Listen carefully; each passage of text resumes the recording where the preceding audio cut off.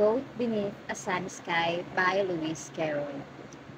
Both beneath a sunny sky, lingering onward dreamily in an evening of July. Children three that nestle near, eager eye, unwilling ear, pleased a simple tale to hear. Long has paled that sunny sky, echoes fade and memories die. Autumn frosts have slain July. Still she haunts me, phantom-wise. Alice moving under skies, never seen by walking eyes. Thrilled and yet, the tale to hear, eager eye and willing ear.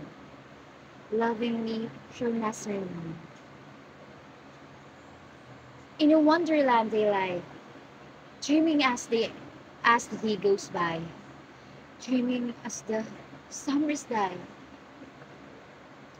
ever drifting downstream, lingering the golden gleam.